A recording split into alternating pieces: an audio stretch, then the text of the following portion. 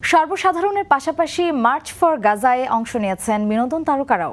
সকলের সাথে হাতে হাত রেখে প্রতিবাদ জানিয়েছেন অন্যায়ের।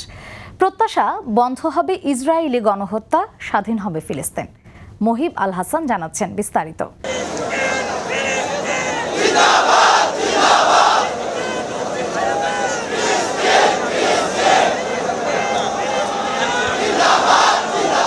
শহরের অলিগলি থেকে রাজপথ ধরে সবাই এসে মিশেছে এক মোহনায়।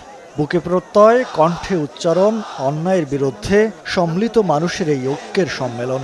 কারো হাতে নির্যাতিত ফিলিস্তিনির পতাকা, কারো হাতে গণহত্যার শিকার ছোট্ট শিশুর প্লাকার্ড, কারো হাতে গাজাবাসীর দুঃখগাথা ফেস্টুন।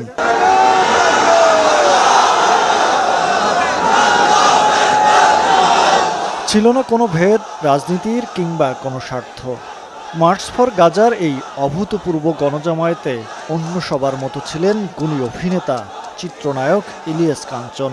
মঞ্চে সবার সাথে হাতে হাত মিলিয়ে তিনিও প্রতিবাদ জানালেন।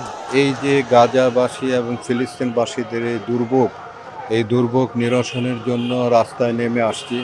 এই দুর্ভোগ যেন এই ধাক্কায় যেন শেষ হয়। ইসরায়েল এবং আমেরিকার আগ্রাসন যেন বন্ধ হয়, সেই বন্ধ হওয়ার জন্য আমরা রাস্তায় নেমেছি।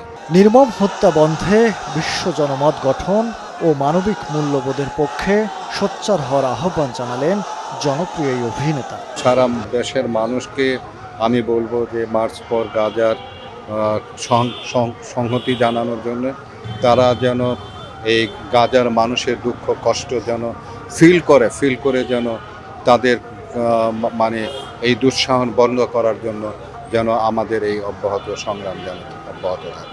গাজার পক্ষে ফিলিস্তিনির পক্ষে এই উচ্চারণ মিলিয়ে না গিয়ে পৌঁছে দিক বার্তা বিশ্বময়, এমনটাই সবার প্রত্যাশা। মহিব আল হাসান, সময় সংবাদ, ঢাকা।